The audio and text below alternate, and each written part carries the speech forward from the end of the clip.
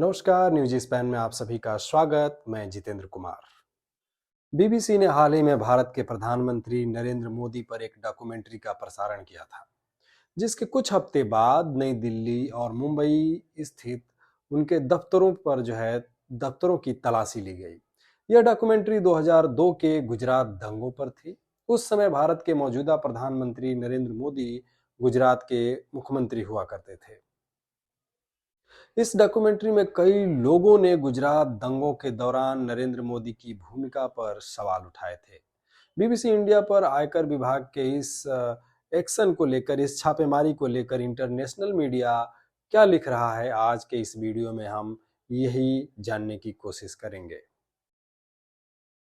BBC ने income tax सर्वे पर लिखा, भारत में सरकार की आलोचना करने वाले संगठनों को निशाना बनाना कोई पहली बार नहीं है, कोई असामान्य बात नहीं है। इनकम टैक्स के अधिकारियों की टीम 14 फरवरी को बीबीसी के दिल्ली और मुंबई में मौजूद ऑफिसों में पहुंची। इस इनकम टैक्स सर्वे यानी बीबीसी टैक्स सर्वे के दौरान बीबीसी के कर्मचारियों के फोन और लैपटॉप जब्त कर लिए गए।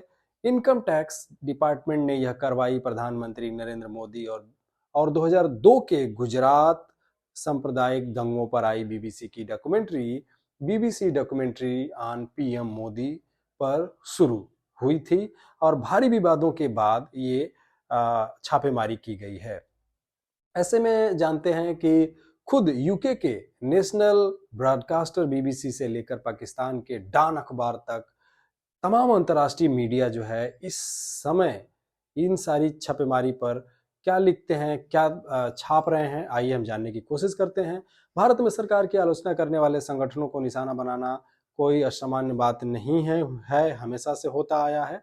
बीबीसी लिखता है कि BBC India offices search by income tax officials, headline से वो एक छापा है उसने, और अपनी रिपोर्ट में लिखा है कि इनकम टैक्स के अधिकारियों ने जांच के भाग के रूप में भारत में बीबीसी कार्यालयों की तलाशी ली है। ब्रॉडकास्टर ने यूके में भारतीय प्रधानमंत्री नरेंद्र मोदी की आलोचना करते हुए एक डॉक्यूमेंट्री का प्रसारण किया था।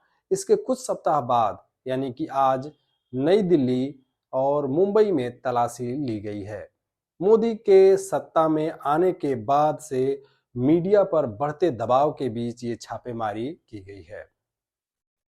वहीं द गार्डियन लिखता है, BBC offices in India raided by tax officials amid Modi documentary fallout. Headline से एक रिपोर्ट प्रकाशित की है जिसे हन्ना एलिस पीटरसन ने लिखा है। इस रिपोर्ट में लिखा गया है कि ब्रॉडकास्टर में काम करने वालों के मुताबिक देश के इनकम टैक्स विभाग के 1 दर्जन से अधिक अधिकारी सर्वे करने के लिए दिल्ली और मुंबई में मौजूद बीबीसी के ऑफिसेज में पहुंचे, जहां सैकड़ों कर्मचारी काम करते हैं। कई पत्रकारों के डॉक्यूमेंट और फोन ले लिए गए और ऑफिस को सील कर दिया गया। ये द गार्डियन लिखता है। वहीं एपी न्यूज ने लिखा कि Indian official search BBC offices after Modi documentary. इस तरीके की हेडलाइन एपी न्यूज ने बनाया है और इस रिपोर्ट में उसने प्रकाशित किया है कि आईटी सर्वे और उस पर विपक्ष तथा बीजेपी की प्रतिक्रिया के बाद रिपोर्ट में कहा गया है कि हाल के सर्वे में भारत में प्रेस की स्वतंत्रता में लगातार गिरावट आई है। रिपोर्ट्स विदाउट बॉर्डर्स द्वारा प्रकाशित 2022 प्रेस फ्रीडम इंडेक्स में देश 180 देशों में से 8 स्थान गिरकर 150वें स्थान पर आ गया है। जैसे कि आपको बता दें कि इससे पहले हम 142वें स्थान पर थे। मीडिया पर नजर रखने वाले समूहों ने मोदी सरकार पर एक व्यापक इंटरनेट कानून के तहत सोशल मीडिया पर आलोचना को शांत करने का भी आरोप लगाया है, जो ट्विटर और फेसबुक सहित डिजिटल प्लेटफॉर्म को सीधे सरकार की निगरानी में रखता है। मोदी का करियर आरोपों से घिरा रहा है।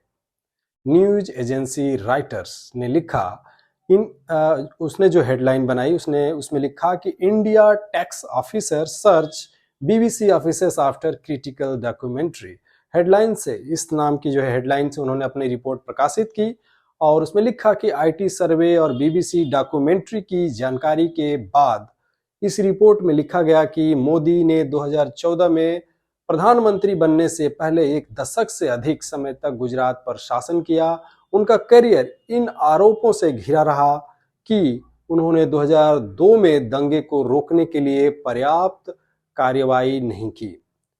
मोदी ने हमेशा किसी भी गलत काम से इनकार किया और 2013 में सुप्रीम कोर्ट द्वारा नियुक्त एक पैनल ने कहा कि उन पर मुकदमा चलाने के लिए अपर्याप्त सबूत थे। वहीं पाकिस्तान के अखबार डॉन जो है लिखता है कि प्रधानमंत्री मोदी ने 2001 से 2014 तक गुजरात पर शासन किया और गुजरात हिंसा के बाद संयुक्त राज्य अमेरिका ने उन पर संक्षिप्त रूप से यात्रा प्रतिबंध लगाए थे, जिसमें कि मोदी जी अमेरिका या विदेश की यात्रा नहीं कर सकते थे। हिंसा में मोदी और अन्य की भूमिका की जांच के लिए भारत के सुप्रीम कोर्ट द्वारा नियुक्त एक विशेष जांच दल ने कहा कि 2012 में उसे तत्कालिक प्रधानमंत्री पर मुकदमा चलाने के लिए कोई सबूत नहीं मिला। तो इस तरीके से जो है बाहर के जो विदेशी अखबार हैं वो जो है मोदी जी के डॉक्यूमेंट्री आने के बाद जिस तरीके से बीबीसी के ऑफिसेस पर छापा पड़ा है और उसके बारे में जो है विदेशी अखबार इस तरीके से लिख रहे हैं, चाहे द गार्डियन हो, एपी न्यूज़ हो या फिर द डॉन हो। बहुत शुक्रिया, देखते रहें news span. Thank you very much.